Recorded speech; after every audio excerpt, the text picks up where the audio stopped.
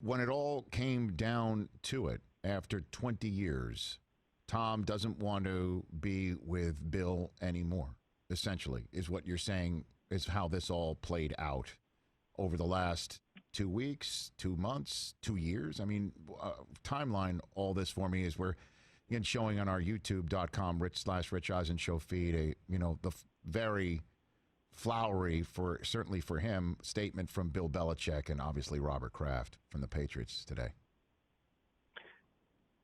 Tom finally threw his hands up and said, I'm going to stop looking for the hug and the commitment that I've been dying to get from this person and this team and this organization that I feel that I deserve.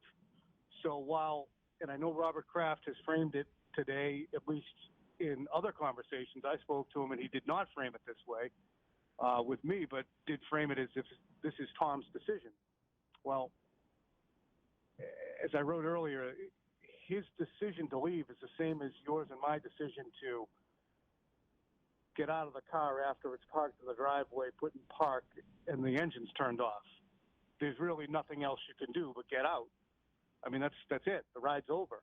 Tom, I think, has had that made very clear to him in 2017 when he asked for an extension prior to the trade of Jimmy Garoppolo, certainly after the trade of Jimmy Garoppolo when no extension came, and instead there were just incentives of which Brady hit none. Then prior to the 2019 season, again asking for an extension. Same thing as Drew Brees, being told that he'd probably get that, the 2 years, $25 million a year deal, and then instead getting nothing, to the point where Brady had to intimate that, you know what, I might be walking out of camp here, and then they gave him a raise. So those were the elements that led Tom Brady to decide to leave. So was it his decision? Or was it just, okay, why would I continue to wait? I mean, do the Patriots expect Tom Brady to legitimately open negotiations with them? Because that seems to be what they were intimating, that they thought he was supposed to tell them what he wanted when he was the free agent. So I don't see that as being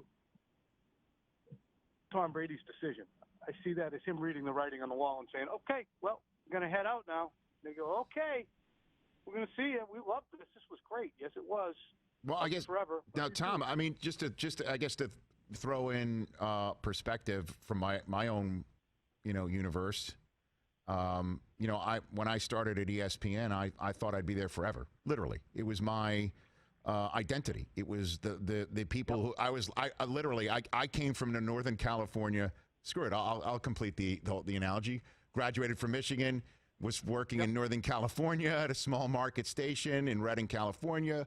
I was like pick 199, like ESPN found me there and gave me a platform and gave me a career and gave me an opportunity in which I tried to be as great as I possibly could. I was a competitive son of a bitch. I still am right now. I just said those words, so, but I parted ways because circumstances were created by management that left me no choice in my mind but to leave, and right. I think that's what you're saying right now. Yeah. So, Rich, did you decide to leave? Yes. But did you decide to leave after it was made clear to you that you weren't part of the long-term solution? Perhaps. I don't know what your situation was. Right. I think that Tom has felt as if, look, I'm human duct tape here. I got 6 Super Bowls. I throw for 505 against the Eagles. We win another one last year. And the next thing I know, I show up for camp. Not only do I have no raise, but I'm throwing to Gunnar Olszewski and Jacoby Myers. And I know by the end of the year, after we have an ass year of statistics, that they're going to look at me and say, we can't give you any more money. So what's he supposed to do? Go get an offer from Tampa Bay, run back to the Patriots and say they're offering me $29 million a year for the next 3 years. What do you think? And they tell him, and Bill says, yeah, good for you. No. Just I try and make it as amicable as possible today. I think that I really hope that happens, even though this industry doesn't really want to allow that to happen.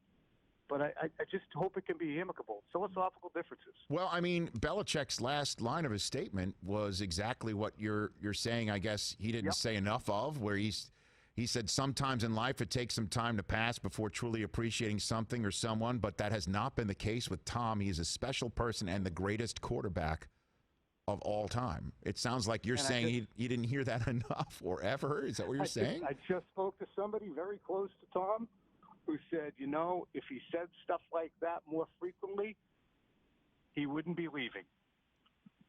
Now, again, and I've said this a number of times to folks here and maybe on this show as well, there are folks around Tom who I think sometimes get emotional and might overstate.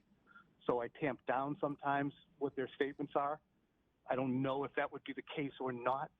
If Bill told him every day with notes in his lunch that you're the greatest quarterback of all time, if it'd be any different or not. But it is what he kind of sought was just, hey, look, he might be the greatest quarterback of all time, but does Bill think he's going to be the greatest quarterback at $25 million a year with $13.5 million in dead money in 2020? I don't think so.